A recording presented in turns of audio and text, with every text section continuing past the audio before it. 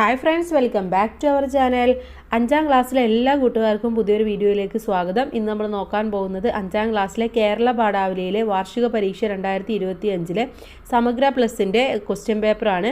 അപ്പോൾ എന്തൊക്കെയാണ് ഈ ഒരു മോഡലായിട്ട് വന്നിട്ടുള്ള ക്വസ്റ്റ്യൻസ് എന്തൊക്കെയാണ്, ആൻസേഴ്സ് എന്തൊക്കെയാണെന്ന് നമുക്ക് നോക്കാം. അതിന് മുന്നേ ആയിട്ട് വേറെയും നമ്മൾ ക്വസ്റ്റ്യൻ പേപ്പർ അപ്ലോഡ് ചെയ്തിട്ടുണ്ട്. ഇമ്പോർട്ടൻ്റ് ആയിട്ടുള്ള ക്വസ്റ്റ്യൻ പേപ്പറും അപ്ലോഡ് ചെയ്യും.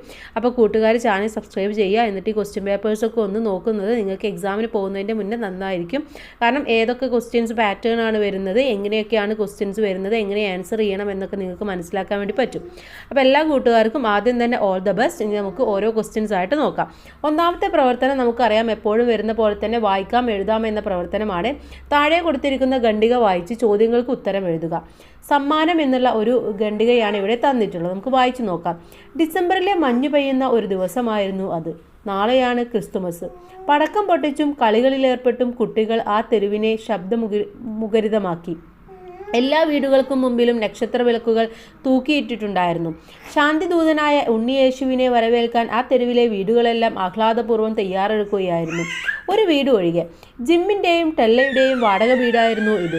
ഒരു ദരിദ്ര ഭവനം. വളരെ ബുദ്ധിമുട്ടിയാണ് ജിമ്മും ടെല്ലയും ജീവിതം മുന്നോട്ട് നീക്കിയിരുന്നത്. എങ്കിലും ടെല്ല ചെലവ് ചുരുക്കി മിച്ചം വരുന്ന നാണയത്തൊട്ടുകൾ ഒരു കുടുക്കയിൽ ഇട്ട് വെക്കുമായിരുന്നു. ഉറുമ്പുകൾ അരമണി കൂട്ടി വെക്കും പോലെയായിരുന്നു അത്.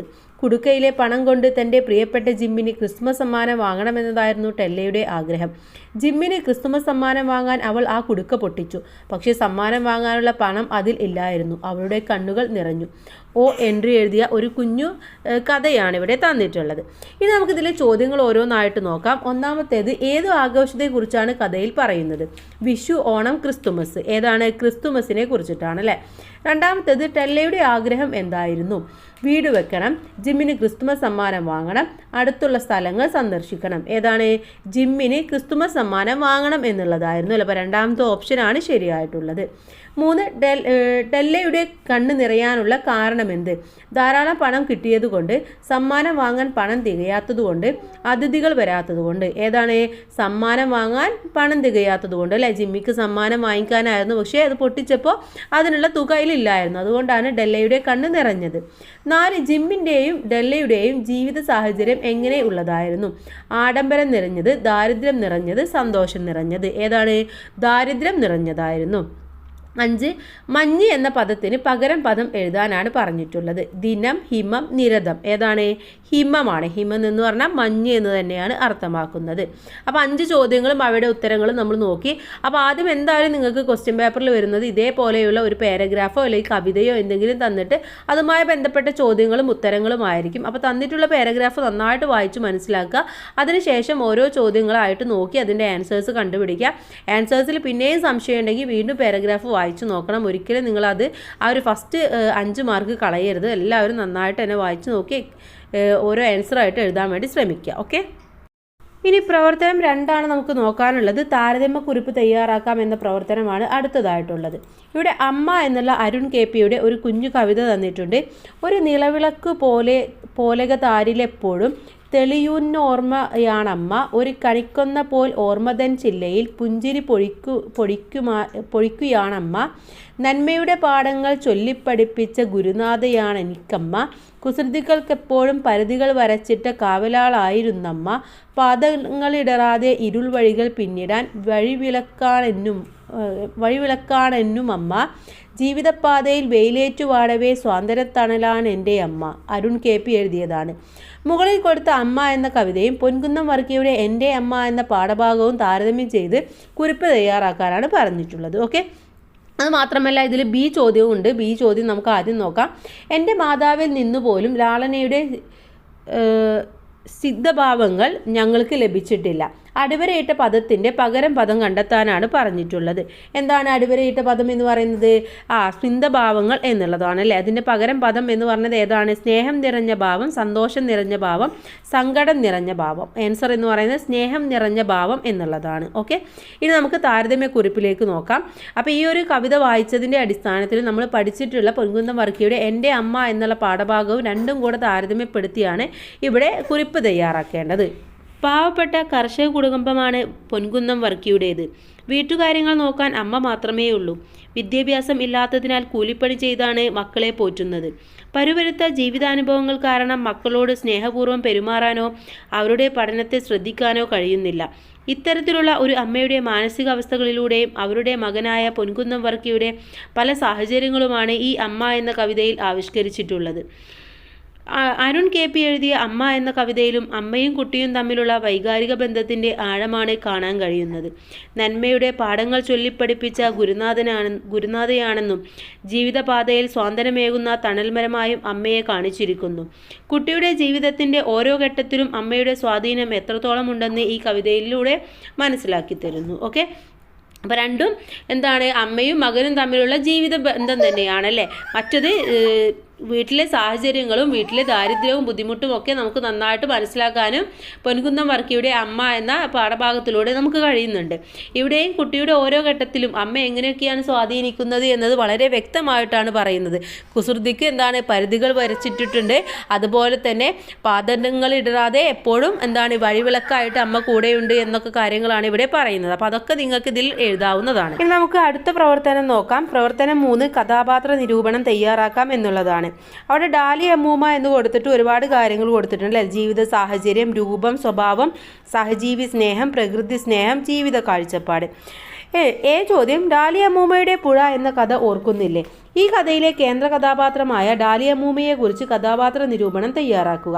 മുകളിൽ കൊടുത്ത സൂചനകൾ ഉപയോഗിക്കാമെന്നാണ് പറയുന്നത്. അപ്പോൾ ഡാലി അമ്മൂമ്മയെക്കുറിച്ചുള്ള കാര്യങ്ങളാണ് നമ്മളവിടെ എഴുതേണ്ടത്. ഇതിലെ B ചോദ്യം നമുക്ക് ആദ്യം നോക്കാം.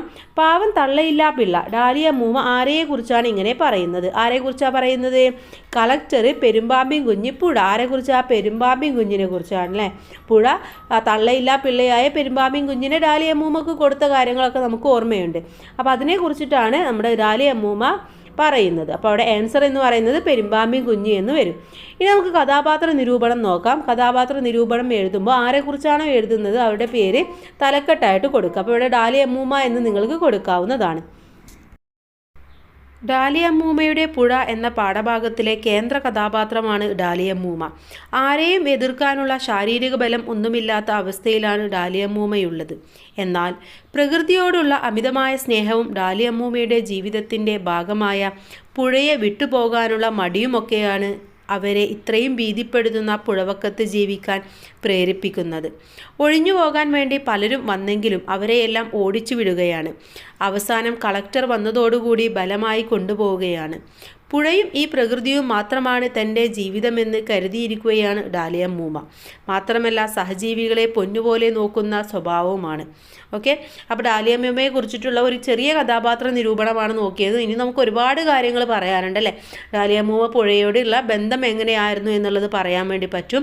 അതുപോലെ തന്നെ പൂച്ചയോടും പാമ്പിൻ കുഞ്ഞിനോടൊക്കെ കാണിച്ച ആ ഒരു സഹജീവികളോടുള്ള പെരുമാറ്റം എങ്ങനെയാണെന്നൊക്കെ നമുക്ക് എഴുതാൻ വേണ്ടി പറ്റും. അപ്പോൾ അതെല്ലാം വേണമെങ്കിൽ കൂട്ടുകാർക്ക് എഴുതാവുന്നതാണ്.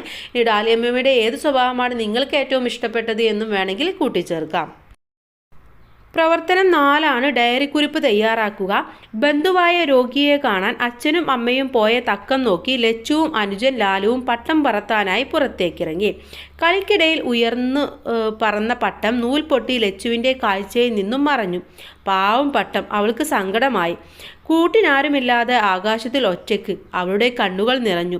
അമ്മയുടെ വിളി കേട്ട് അവൾ വീട്ടിലേക്ക് തിരികെ വന്നു. പക്ഷേ പട്ടത്തെക്കുറിച്ചുള്ള ചിന്തകൾ അവളുടെ മനസ്സിൽ നിന്നും വിട്ടുപോയില്ല. മേശവലിപ്പ് തുറന്ന് ലച്ചു തൻ്റെ ഡയറി എടുത്തു.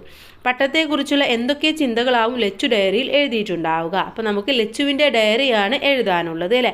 അപ്പോൾ പട്ടം പറക്കട്ടെ എന്നുള്ള പാഠഭാഗത്തിൽ നമ്മൾ പറഞ്ഞിട്ടുണ്ടായിരുന്നു. പട്ടം എങ്ങനെയൊക്കെയാണ് പറന്നു പോകുന്നത്, പട്ടത്തിൻ്റെ ആ ഒരു പറക്കലിനെ കുറിച്ചിട്ടും അതിൻ്റെ ചിന്തകളെ കുറിച്ചിട്ടൊക്കെ നമ്മൾ പഠിച്ചിട്ടാണ്. അപ്പോൾ അതിൻ്റെ വെളിച്ചത്തിൽ നമുക്കിവിടെ ഡയറി തയ്യാറാക്കാവുന്നതാണ്. കൂടാതെ നമ്മളുടെ ചിന്തയും നമ്മളിൽ ഉൾക്കൊള്ളിക്കാവുന്നതാണ്. ഇതിലെ B ചോദ്യം നമുക്ക് ആദ്യം നോക്കാം. കാറ്റിൽ തുണയാലുയർന്നു മീതെ പറവയായി ചേർന്നു നിന്നു. ആരുടെ സഹായത്താലാണ് പട്ടം പറന്നുയർന്നത്? മേഘം, കാറ്റ്, വിമാനം. ആരുടേതാണ്? കാറ്റാണ് അല്ലേ. കാറ്റിൻ്റെ സഹായത്താലാണ് പട്ടം പറന്നുപോയത്.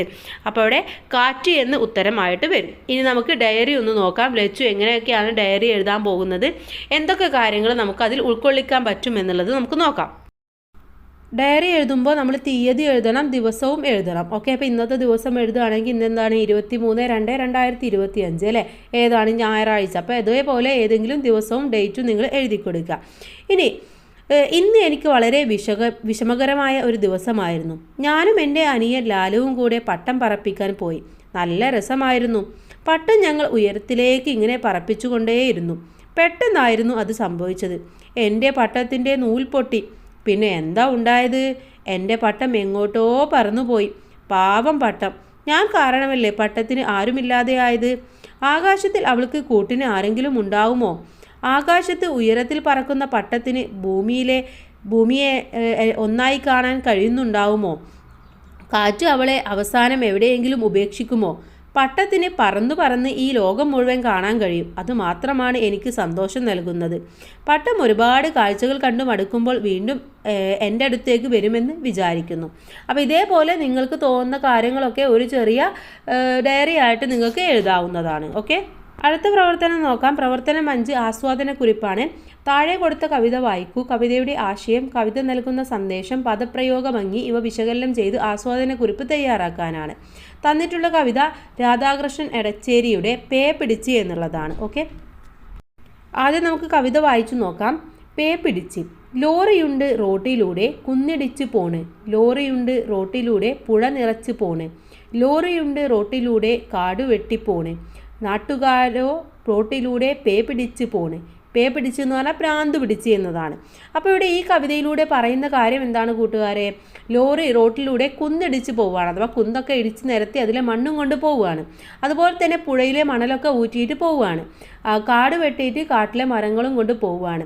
മാത്രമല്ല അവസാനം എന്താണ്? നാട്ടുകാർ പേ പിടിച്ച് പോവുകയാണ്, നാട്ടുകാർ പ്രാന്തായിട്ട് പോവുകയാണ്. കാലാവസ്ഥാ വ്യതിയാനവും മറ്റുള്ള കാര്യങ്ങളൊക്കെ ഉണ്ടായിട്ട് നാട്ടുകാർക്കും പ്രാന്ത് പിടിച്ച് പോവുകയാണ്. അപ്പോൾ ആരാണിത് ഉണ്ടാക്കിയത്? മനുഷ്യൻ തന്നെയാണല്ലേ. അപ്പോൾ ആ ഒരു സന്ദേശമാണ് ഇവിടെ നൽകുന്നത്. അപ്പോൾ അതിനെക്കുറിച്ചുള്ള ഒരു ആസ്വാദന കുറിപ്പ് നമുക്ക് തയ്യാറാക്കാം. രാധാകൃഷ്ണൻ എടച്ചേരിയുടെ പേ പിടിച്ച് എന്ന കവിതയാണ് ഇവിടെ തന്നിട്ടുള്ളത്. പ്രകൃതിയെ മനുഷ്യൻ ചൂഷണം ചെയ്യുന്നത് എങ്ങനെയെല്ലാമാണെന്ന് വളരെ വ്യക്തമായി ലളിതമായി ഈ കവിതയിലൂടെ അവതരിപ്പിച്ചിരിക്കുന്നു. കുന്നിടിച്ച് ആ മണ്ണും കൊണ്ട് ലോറി റോട്ടിലൂടെ പോകുന്നതും പുഴയിലെ മണൽ വാരി കാട്ടിലെ മരങ്ങൾ വെട്ടിയും റോട്ടിലൂടെ പോകുന്ന ലോറിയെയാണ് വർണ്ണിച്ചിരിക്കുന്നത്. അവസാനം കാലാവസ്ഥാ വ്യതിയാനവും കാലം മാറിയുള്ള മഴ, പ്രളയം, ദുരിതങ്ങൾ ഇതിൻ്റെയെല്ലാം അനന്തരഫലമായി മനുഷ്യൻ ഭ്രാന്ത് പിടിച്ചു പോകുന്ന അവസ്ഥയുമാണ് കവിതയിലൂടെ പറഞ്ഞിരിക്കുന്നത്. വളരെ ലളിതമായ ഭാഷാപ്രയോഗമാണ് കവി ഉപയോഗിച്ചിട്ടുള്ളത്. ആർക്കും എളുപ്പത്തിൽ മനസ്സിലാക്കാൻ കഴിയുന്ന സന്ദേശവും ആശയവും കവിതക്കുണ്ട്. പോണ്, പേ പിടിച്ച് തുടങ്ങിയ ആലങ്കാരിക പ്രയോഗങ്ങളും ഉണ്ട്. ഓക്കെ, അപ്പോൾ വളരെ ലളിതമായിട്ടുള്ളതാണ്. ഈ വിഷയത്തെക്കുറിച്ചിട്ട് നിങ്ങൾക്ക് വേണമെങ്കിൽ കുറച്ചും കൂടെ എഴുതി ചേർക്കാവുന്നതാണ്. ഓക്കെ, ഇന്നുള്ള കാലാവസ്ഥയുടെ പ്രശ്നങ്ങളെക്കുറിച്ചിട്ടും അതുമാത്രമല്ല പ്രകൃതി എങ്ങനെയൊക്കെയാണ് മനുഷ്യൻ ചൂഷണം ചെയ്യുന്നത് എന്നതിനെ കുറിച്ചിട്ടൊക്കെ നിങ്ങൾക്ക് എഴുതാവുന്നതാണ്. ആറാമത്തെ പ്രവർത്തനം അനുഭവക്കുറിപ്പ് തയ്യാറാക്കുക. നനഞ്ഞൊലിച്ചുകൊണ്ടുള്ള ഓട്ടങ്ങളുടെ ഓർമ്മകളാണ് ബാല്യകാലത്തെ മഴക്കാലം. ഇടവഴികളിലൂടെ സ്കൂളിലേക്കും വൈകുന്നേരം സ്കൂളിൽ നിന്ന് തിരിച്ചുമുള്ള സഞ്ചാരങ്ങളിൽ കൂട്ട് ഉണ്ടായിരുന്നില്ല. ചൊരിഞ്ഞു പെയ്യുന്ന മഴയിൽ കുടയില്ലായ്മയുടെ യാത്രാദുരിതങ്ങൾ മഴ കൊണ്ടു തന്നെ ഓടിയളന്ന കാലം. അതേ തണുപ്പോടെ നനഞ്ഞൊട്ടി കൂരി വിറച്ച് നിൽപ്പുണ്ട് ഇപ്പോഴും മനസ്സിൻ്റെ ഇറയത്ത്. അർഷാദ് ബത്തേരിയുടെ മഴയനുഭവം നിങ്ങൾ വായിച്ചില്ലേ? മഴയുടെ എത്രയെത്ര ഓർമ്മ ചിത്രങ്ങളാണ് നമ്മുടെ മനസ്സിലേക്ക് കടന്നു പോകുന്നത്. മഴയനുഭവം എഴുതി നോക്കാനാണ് പറഞ്ഞിട്ടുള്ളത്. അപ്പോൾ കൂട്ടുകാർക്ക് എന്തെങ്കിലും മഴയനുഭവം ഉണ്ടെങ്കിൽ അതൊന്ന് എഴുതി നോക്കുക. ബി ചോദ്യം, വെള്ളിതൻ നേർത്ത കമ്പികൾ പോലെ മെല്ലെ മെല്ലെ മഴ പൊഴിയുന്നു. മഴ പൊഴിയുന്നത് എങ്ങനെയല്ലെന്നാണ് കവി പറയുന്നത്. തുള്ളിക്കൊരു കുടം എന്ന പോലെ വെള്ളിയുടെ നേർത്ത കമ്പികൾ പോലെ കാറ്റിൽ നൃത്തം വെച്ചുകൊണ്ട്. എങ്ങനെയാണ്? വെള്ളിയുടെ നേർത്ത കമ്പികൾ പോലെ എന്നാണ് പറയുന്നത്. ഓക്കെ, അപ്പോൾ ഇത്രയുമാണ് ഈ ഒരു സമഗ്രയുടെ ക്വസ്റ്റ്യൻ പേപ്പർ എന്ന് പറയുന്നത്. എല്ലാ ക്വസ്റ്റ്യൻസും നമ്മൾ ഡിസ്കസ് ചെയ്തു, ആൻസേഴ്സും ഡിസ്കസ് ചെയ്തു. അപ്പോൾ എല്ലാ കൂട്ടുകാരും നന്നായിട്ട് എക്സാം എഴുതുക. Okay, thanks for watching.